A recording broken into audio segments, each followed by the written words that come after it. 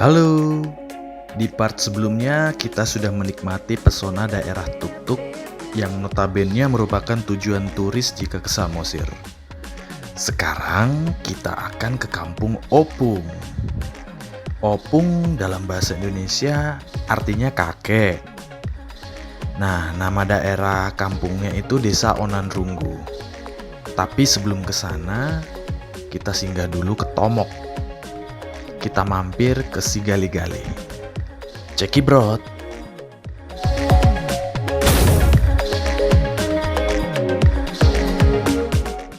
Morning view dari Danau Toba, tepatnya di Tuk-Tuk. Ini dia pemandangan pagi hari semalam hujan dan cukup dingin ya hari ini. Tapi di pagi ini puji Tuhan cerah banget. Sebelum berangkat kita wajib sarapan dulu supaya perut nggak menggerutu di jalan.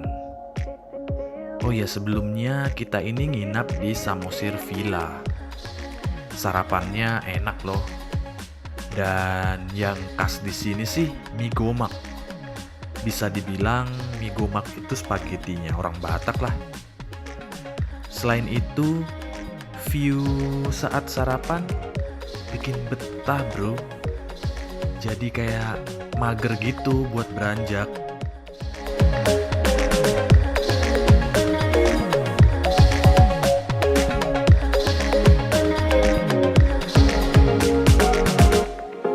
Setelah perut kenyang, kita beranjak dan mampir ke Sigali-Gali.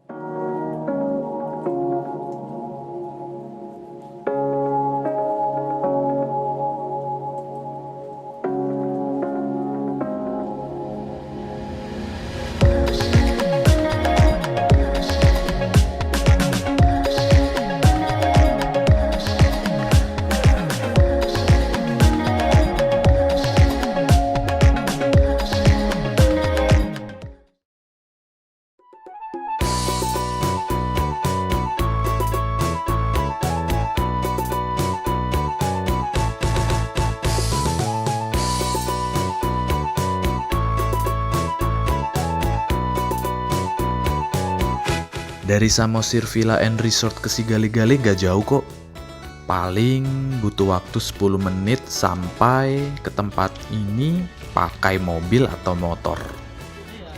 Nah, di sini merupakan tempat pertunjukan Sigali-Gali. Apa itu Sigali-Gali? Ya, nanti Tulang Sida Butar akan menjelaskannya. Ya, intinya sih kita belajar mengenai adat Batak di sini. Khususnya sejarah Sigali-Gali itu sendiri. Nah, setelah kita belajar, kita bisa belanja oleh-oleh gitu, kayak pernak-pernik dan segala macamnya. Lokasinya tepat di samping tempat ini.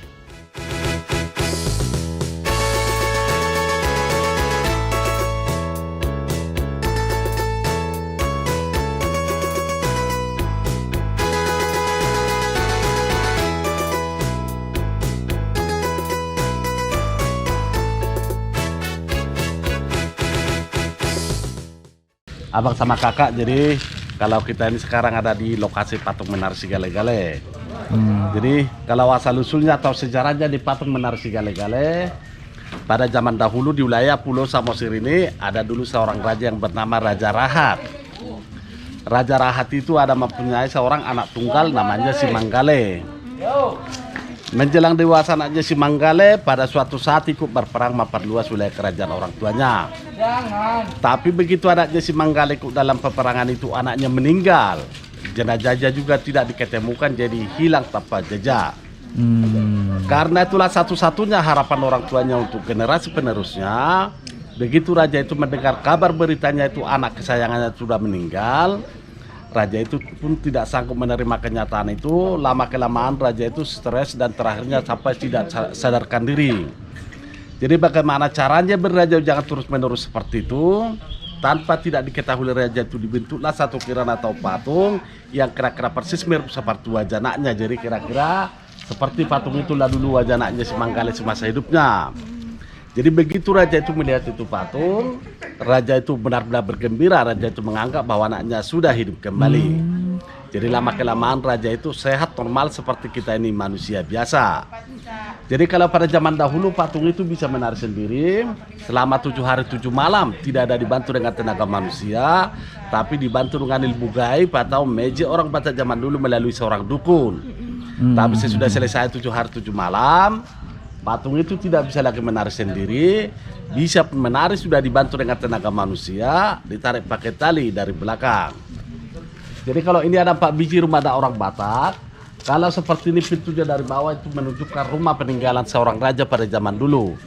Pertama pembentukan rumah seperti ini belum ada main paku, masih main ikat, main pen, main pasak, dan atapnya juga masih hasil terbuat dari ijuk.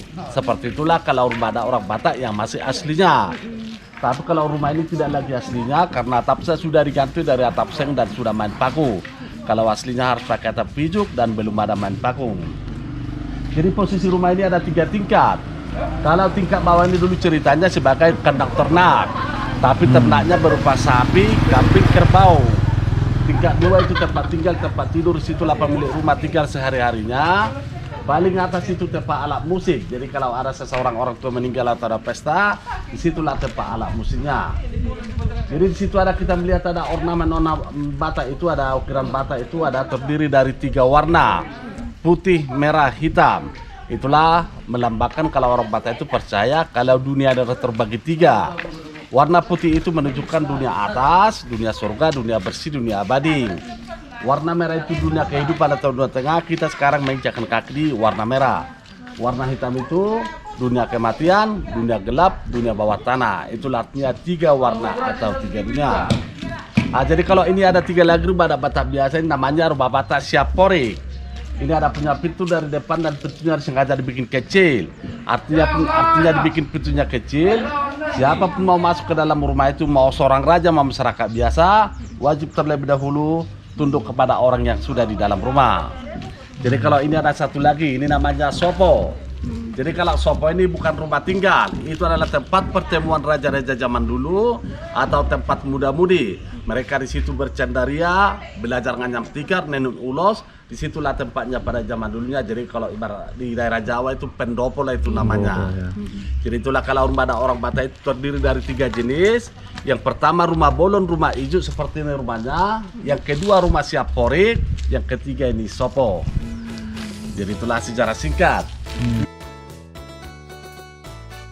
Setelah mendengarkan penjelasan dari Tulang Sida Butar, kita persiapan untuk ikut pertunjukan si Gale-Gale. Oke.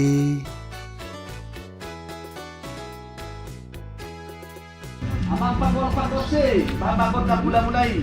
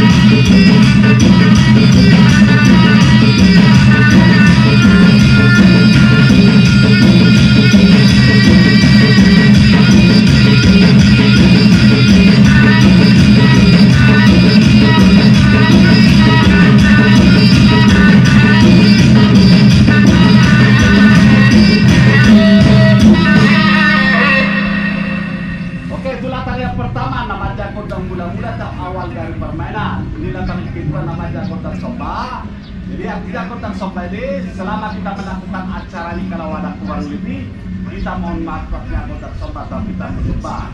Jadi kita nanti menari seperti biasa, boleh saya arahkan sedikit-sedikit, baru nanti ada yang dua ini boleh jalan, itu sama orang tua, boleh disium, boleh dipilih, boleh apa aja. Ini masih hidup ya? Amat tadi mata, tuhita saluhna, bye mama.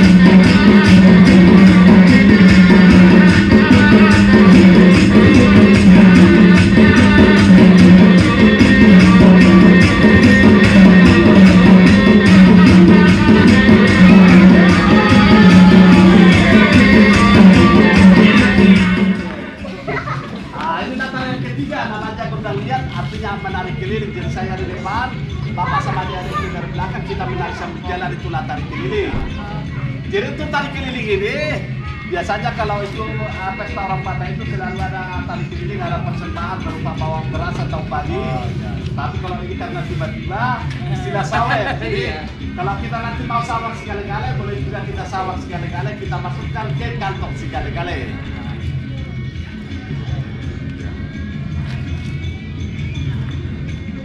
Oke, musik.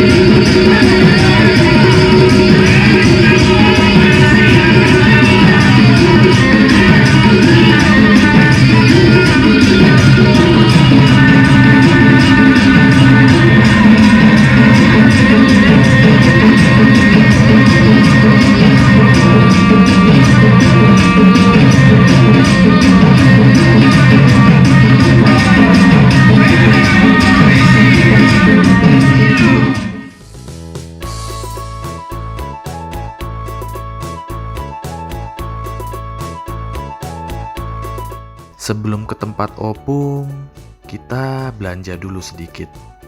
Pernak-pernik gitu sih. Ya, ngebantu warga sekitar di tengah pandemi yang ekonominya semakin sulit ini.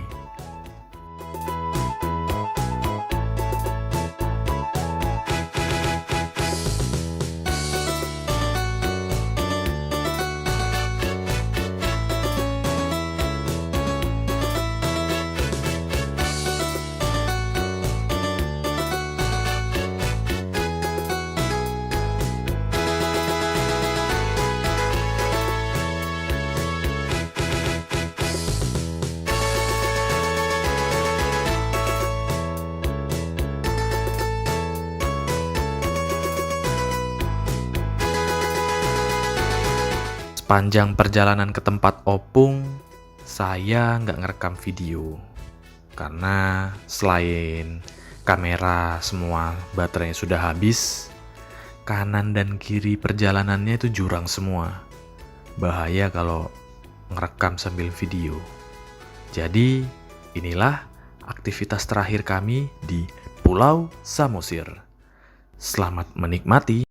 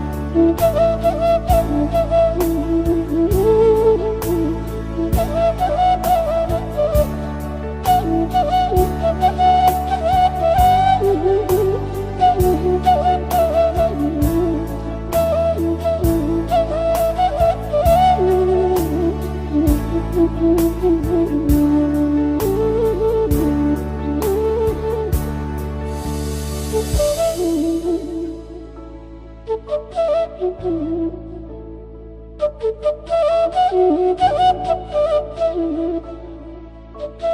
you.